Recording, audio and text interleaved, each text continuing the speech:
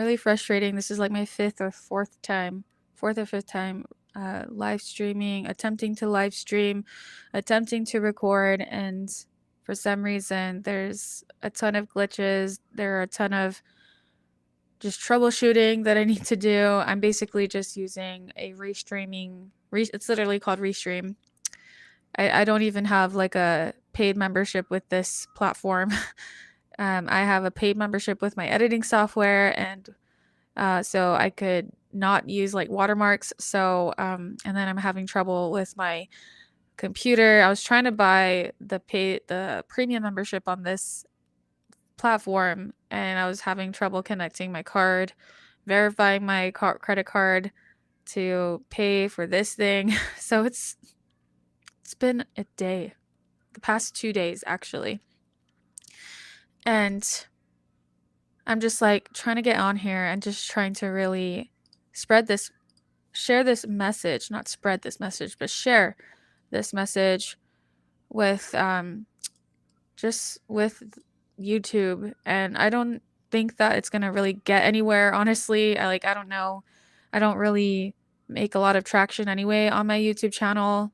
I know the YouTube shorts are really powerful. Like the algorithm is crazy. But when you just post like a video, like a standard long video, 10-minute, 20-minute video, it doesn't really pop off.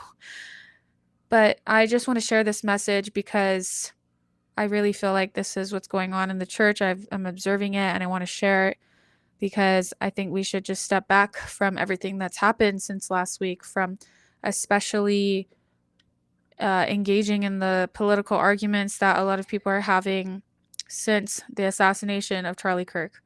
The reason why I want to talk about this is because I'm seeing it happening within Facebook groups.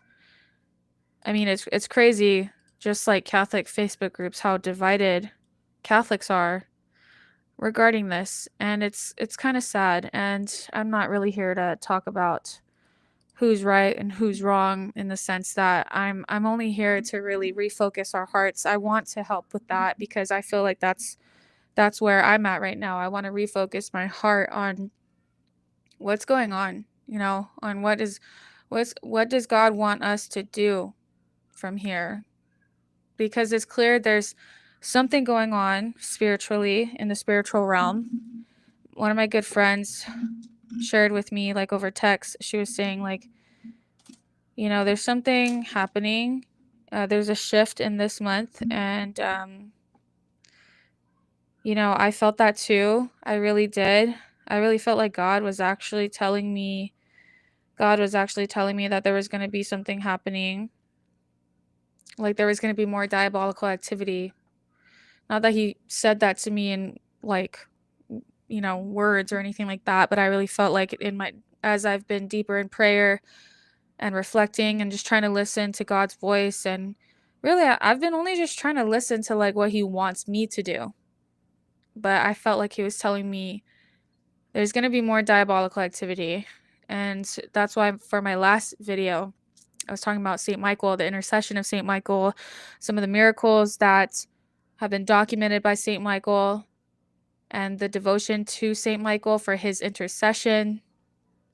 If you're Protestant and if you don't believe in that, like I'm sorry, I can't help you with, apologetics on that right now. I can really only say that that's, asking, especially someone like St. Michael, who we've seen intervene in a lot of ways, and who we know is very present in the last battle in Revelations, that all of that is for me proof that he intercedes for sure, that he has a hand that God allows for him to take part in spiritual warfare.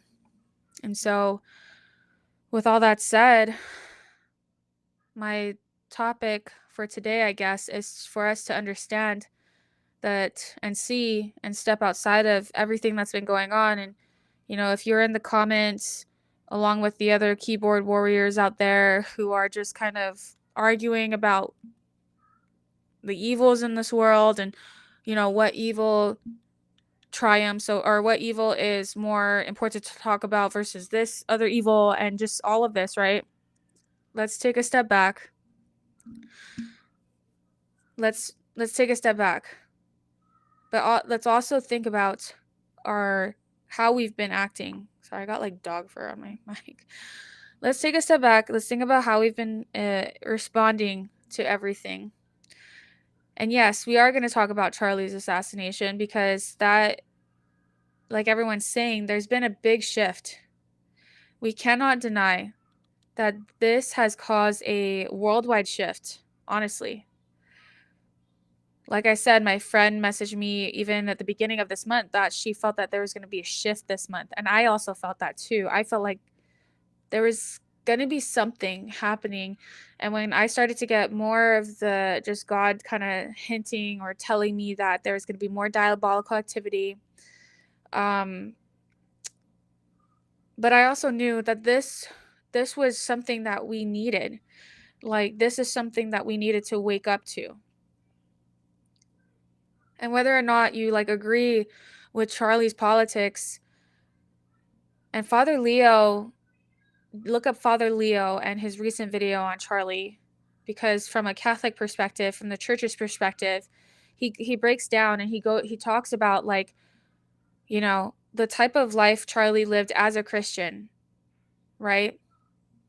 And why, and just kind of highlighting the fact that throughout Charlie's especially his life, the last decade, maybe a little bit over a decade, but that he's been dedicating his life to following Christ and to sharing that belief in Christ that affected all other aspects of his life. Like, why are people now, since his death, like why people are waking up spiritually? I was just watching Pope Leo XIV's address on Monday. I think it was Monday or Tuesday. It was on the commemoration of the martyrs of the faith. I believe that's what it's called. I'll link that below as well. But he said this really powerful quote. I'm going to quote him, but he says, the blood of the martyrs is the seed of new Christians. And we can clearly see that since Charlie's assassination, that there has been a mass conversion of people. And it's not about left or right, but it's really about people waking up to the fact that there is a clear distinction of what is good and what is evil now. Like, we can clearly see that. But I guess going back to like the division in the church, like what I've personally seen in, especially like, and the reason why I'm talking about this is because of this heated Facebook group topic or comment. I just made a simple post. Like, it wasn't really about it wasn't about Charlie's politics. It was really just about the fact that on Sunday we had the canonization of Saint Carlo Acutis. Saint Carlo, who was an amazing man of God, and he was a young man. I think he died still in his teens from an aggressive form of cancer, I believe. And since then, there's been the whole process of the church leading up to his canonization, miracles and things that science couldn't explain and everything like that. So his name is Carlo, right? Is Italian for Charles or Charlie. And so I just kind of made a connection, like, isn't this funny or a little bit of a coincidence or whatever, that we had Carlo canonized, the Italian version, his name, Carlo, and then we have Charlie, who was essentially martyred. And when I said that on the group chat, on the Facebook group, when I made that post, I meant to use the term martyr in a very general sense. I wasn't saying that Charlie died for the Catholic Church, especially Charlie was not a Catholic. He actually was kind of practicing certain aspects of Catholicism. I know that Candace Owens came out and said that Charlie was praying the rosary. He was going to mass. His wife is a Catholic. I think she was baptized Catholic. I think she kind of fell away from Catholic and went to Protestantism, especially because Charlie was Protestant and probably followed him in his faith, in his Protestant faith. And so now we're kind of getting more background and details that Charlie was kind of being more involved in Catholic practices. And so, with all of that said, still, when I used the term martyr in this post, I wasn't trying to say that he was a Catholic martyr. I did kind of clarify on my post that I meant to use martyr in a general term. And then it just exploded. Like, so many people commented, and there were arguments back and forth. Some of the arguments were whether or not Charlie was a martyr for the faith, whether or not Charlie was a good person. And, you know, with all of the argument back and forth, especially a couple of the things that really stuck out to me was that people were so quick to try to slander Charlie with things that were taken out of context, with words that were taken out of context. I mean, I really had to correct this one gal who was trying to say that Charlie used an Asian slur, a racist Asian slur, when he in fact didn't. I literally corrected her, and it's a whole thing. You could look it up. And when I corrected her, she didn't go back and correct her comment because she made this long comment about how Charlie used a racist Asian slur against an Asian woman. In fact, no, he was actually talking to a Turkish man whose name is Cenk from the Young Turks. And so you can deduce how that argument was going down, like what racist Asian slur I'm talking about. But hi, bye-bye. Go to the iPad. Shh. My son has entered the room. But with all that said, right? Stop. Ezekiel, stop. Here you go. My son is now hitting my... Stop or you go timeout. No! Here you go. No! I don't know why he's... Sorry, this is embarrassing. Anyway, let's calm down, Zeke. Yeah. He's calm now. So my point with all that is to talk about the fact that why are we like debating the semantics of this person? We know that this person followed Christ to the best of his abilities. We know that he gave everyone a platform to talk. We know that he never promoted any type of violence. He never lived by that violence as much as people are trying to say that. And I'm not trying to like have this political talk, but I'm really trying to point out the facts. Like, he wasn't a violent person.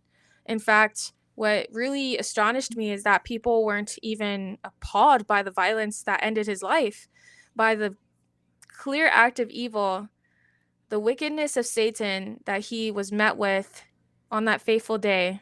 And people are more focused on the semantics of things. Like, people are more focused on taking things out of context. I mean, it really astonished me because I just,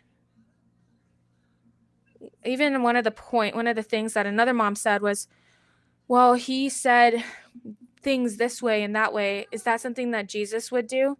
I don't really, I thought that was funny because I was like, is that something Jesus would do? You're talking about a man who was murdered in broad daylight, possibly in front of his children and his wife. I don't know if that was confirmed or not, but that was something that was discussed. But if he was, and you're over here like trying to pick apart his kind of like words he said, and y'all couldn't even get it accurate. Like, I had to correct you. So I'm just like, what would Jesus do?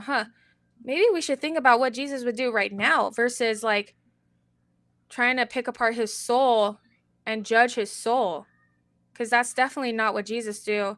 Certainly not what we're in the position to do if we're trying to judge the state of Charlie's soul, because that's ultimately what it comes down to, right? You know, is Charlie worth considering as a man who died for his faith? I think so, because you're talking about him going out amongst death threats. He's received multiple death threats every single day since he started his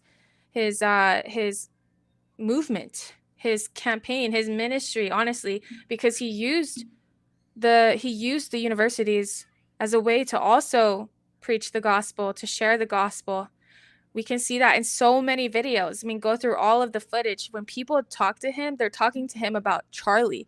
They're talking to him about all his beliefs, not just politics. They're not just like government politics. They're literally talking about his beliefs and why he believes certain things, most especially about abortion. There's so much footage about his stance on abortion and human life. And so the way I'm viewing this is like, he really did stand up for his beliefs. He really did put himself out there knowing the risk. After receiving multiple death threats on a daily basis, you're talking about a person who is so controversial that he's been receiving death threats for a long time. We know this.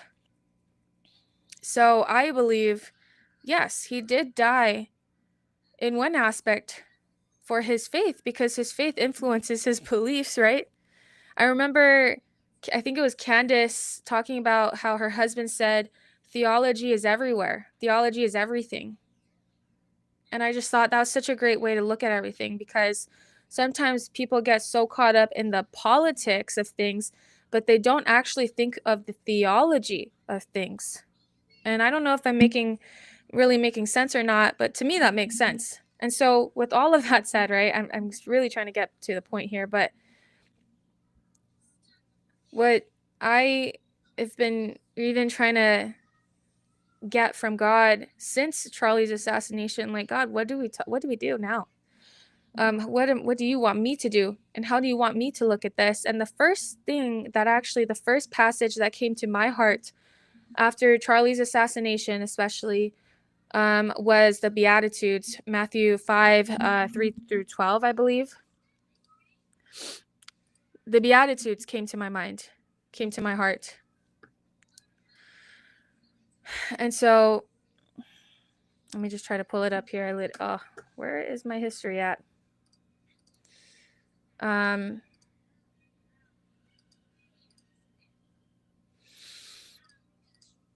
guess my notes went away.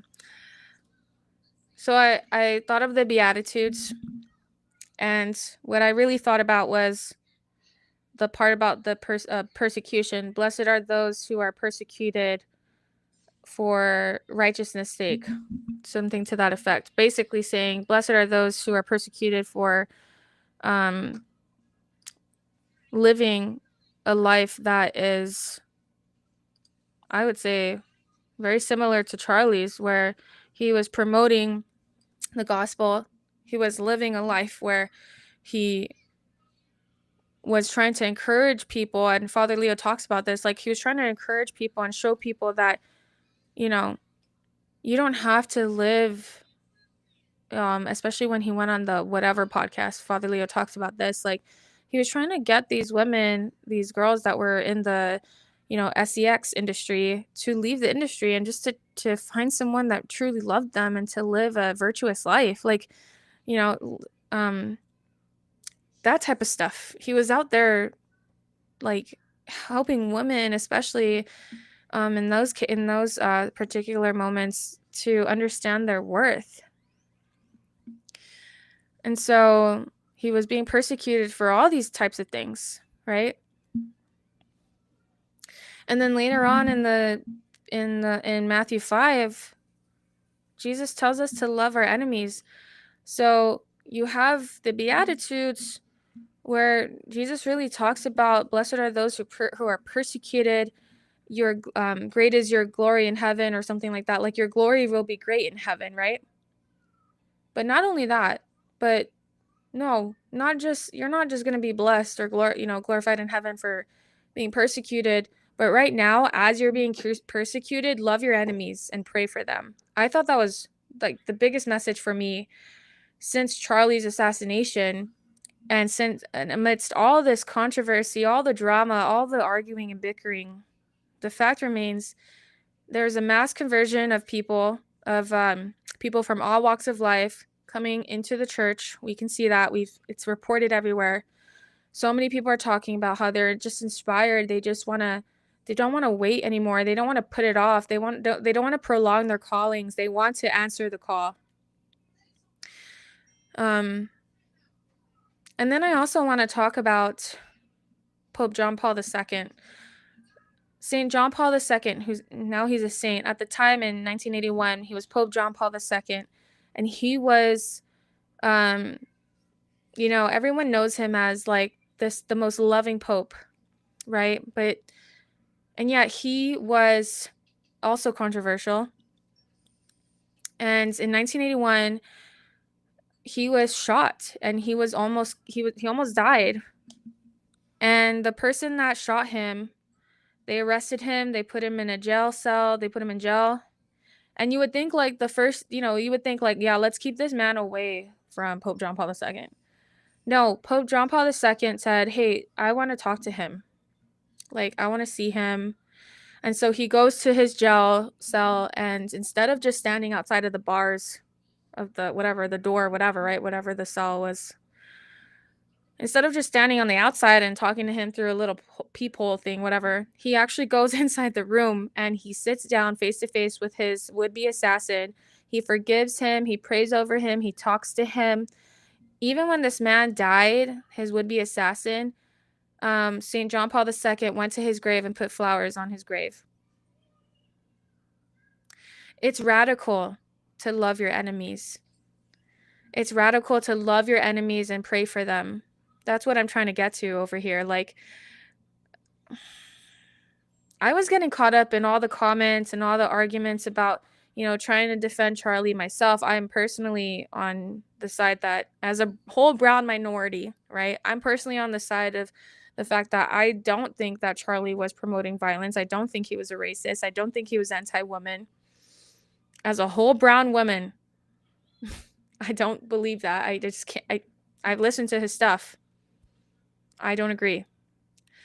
Even with that said, what I'm trying to help us focus on, because I was getting caught up in all the arguments and the semantics, and I was like going back and forth with this one gal, and it was just frustrating.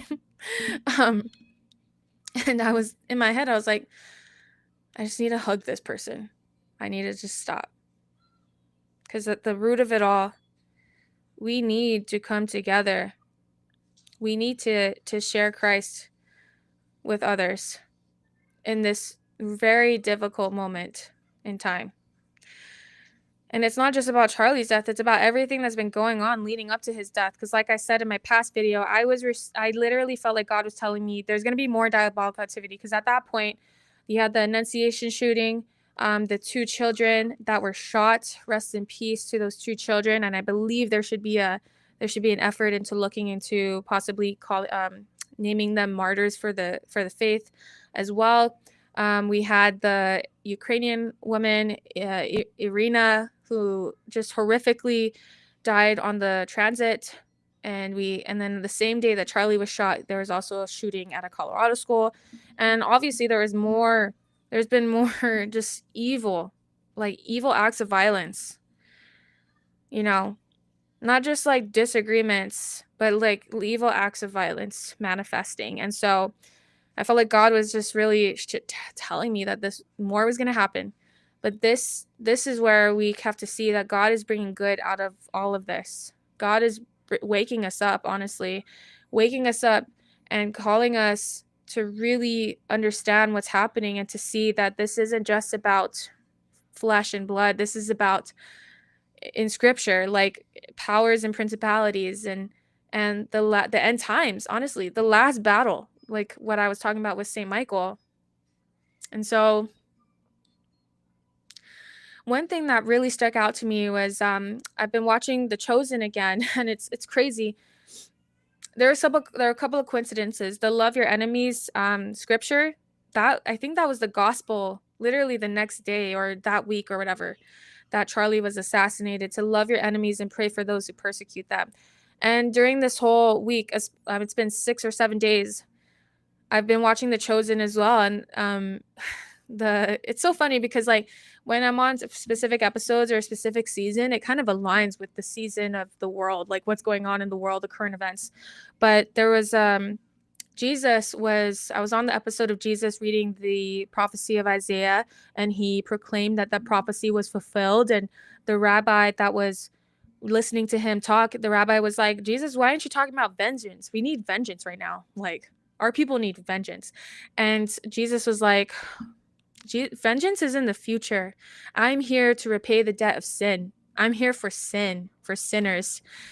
And the rabbi was like, we're chosen, bro. Like, what? I don't even understand what you're talking about. Like, what sin? Like, and I thought about like the current, like us current Christians, right? Like those of us who are already trying to walk the path, and, you know, we're trying to follow Christ's words and Christ's example. And Christ responds to the rabbi and says, we can, you know, I came to repay the debt of sin. I came for sinners. And he proceeds to talk about the some examples in the Old Testament. He talks about Elijah and the widow of Sidon.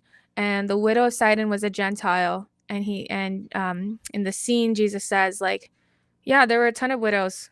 There were a ton of Israelite widows, Jewish widows, but God sent Elijah to a Gentile widow.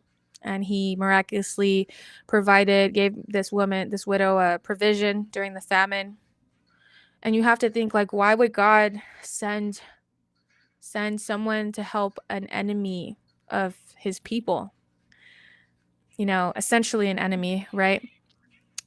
And then he talks about Elisha, so the guy that came after Elijah, the other prophet, and he sends Elisha to a pagan, or to a foreign military leader, a Syrian foreign military leader who was an enemy of Israel, and he had leprosy. And Jesus says again, there's a lot of Jewish people, Israelites, who had leprosy, but God sent Elisha to an enemy of Israel, like a true enemy, right? A military enemy. And it just kind of all made sense to me when he said that. Like, Jesus came for the widows, the Gentile widows, the Naamans, the name of the guy with the leprosy, the Naamans of our time.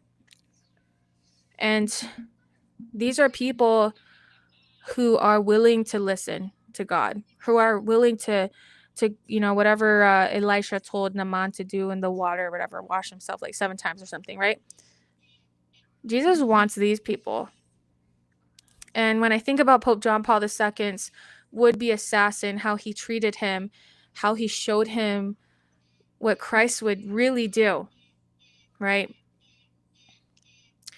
And so I just saw the news too, being reported that Tyler, the assassin of Charlie, is probably going to face the death penalty. It's still being up there in the court, whatever.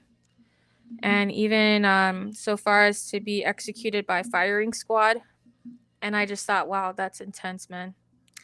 And then I immediately thought of the would-be assassin of Pope John Paul II. And I just urge you to pray for our enemies, man. I urge you to pray for Tyler, to pray for all the people that were involved in this conspiracy, well, it's a conspiracy that there's way more people involved, and they're still discovering that. Sorry, I shook my desk. But pray for whoever's celebrating Charlie's death. Honestly, pray for, and think about this, like, if they're celebrating Charlie's death as a Christian, especially, who, like, it makes you think, like, would they celebrate your death or my death if you're a fellow Christian watching this? But, like, I just think about that. You know, we need to pray for these people, because these are people who God really wants, and he wants them now. And this is truly the time where I think the devil too is like acting out. Like, he's like, look, I got to bring out the big guns now. Like, I got to sow some major discord. And it's awful, but this is I feel like this is a time where we have to answer God's call. Like, this is where we have to really just stop playing around, you know? Um, but yeah, I hope that this live stream is working too. Like it's pretty, it sucks that I've been having such bad issues with this live stream. I'm just gonna try to see if, oh, hi Michelle. I love you. I miss you. But yeah, I just wanted to share that message, despite whatever's going on, like all the controversy, all the talks, all the arguments and everything. I think what we really should do is just really think about as kind of like just people like me, like you, kind of like normal people, like what is God really calling us to do? Oh, I miss you. I literally think about you a lot, Michelle. I think, how's Michelle doing? I'm glad that this is actually a confirmation that y'all can hear me because I wasn't sure. I've been having like the worst luck with this live stream. But yeah. Love your enemies, pray for those who persecute you. I think that was it, honestly. Like, yeah. Michelle, I want to come visit you wherever you're at. I don't know where you're at now, but I don't want to also say like where you're at in case people are just like being creepers, but yeah.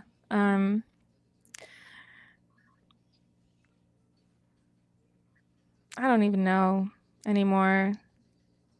I felt this really crazy heaviness on my heart like the past 2 days too, like more heaviness, and I'm like, and it's like we all really need to get off social media because it's so bad.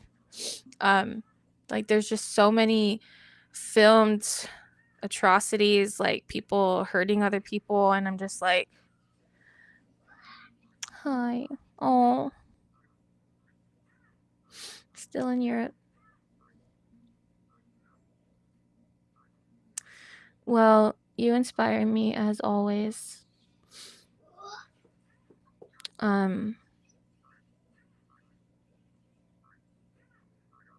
Yeah. Now I'm just like thinking of the good old days. Oh, by the way, if you're still there, Michelle, I've been making pumpkin pie chai on my own. Like I bought the big train chai. I don't know if you know this, but I'm on my second pregnancy, and I've had the craziest cravings. But I just started craving pumpkin pie chai, like the one you used to make at the cafe, the one that I used to always get. And I bought the pumpkin pie Torani syrup on Amazon, and I bought the big train chai mix. And so I've been literally having pumpkin pie chai every single morning for the past week. And then I've been making myself, I don't know if you remember the infusion crepes. Thank you. I've been making myself my own like crepes at home too. And yeah, this pregnancy, it's a girl, by the way. But I feel like this pregnancy is so different from from Zeke's pregnancy. I just made my own pumpkin pie syrup. What? That's crazy. See, I need to get on your level.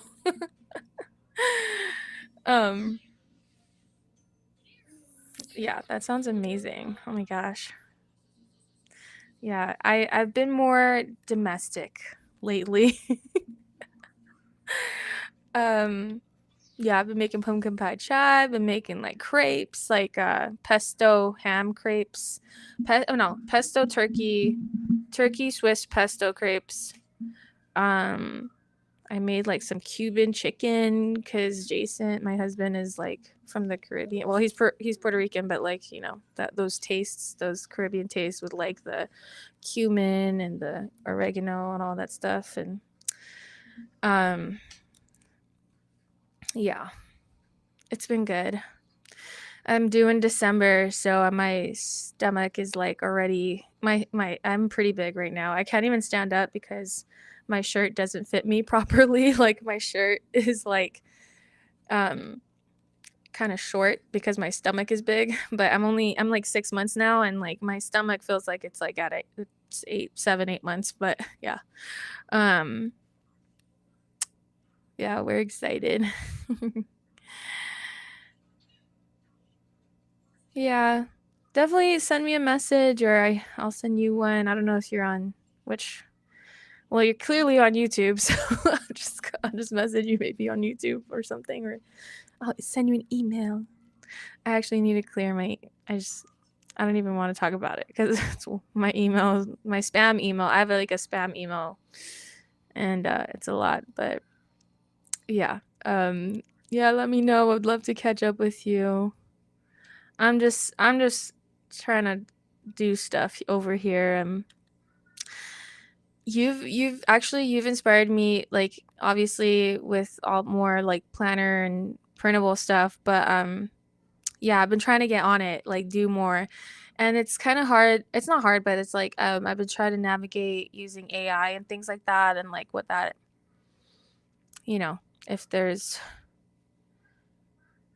I guess, just using AI as a part of the design thing for planners and stuff. And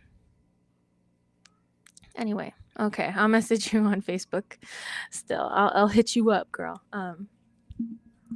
But yeah, I've been on this for like 40 minutes now. I've been trying to set this all up for like an hour, and now I'm just like really, now it's actually working. So yeah, I'm gonna head out now. I love you. I'll hit you up, Michelle, and yeah, I hope you all have a great day. You should make your own journals. I would love to send you some of my projects that I've been working on. I came up with a couple of stuff. I've been using one of my own creations just personally, but I don't know. I used AI to kind of fiddle around with the artwork, so yeah, I'll message you. I'll message you. So thank you so much.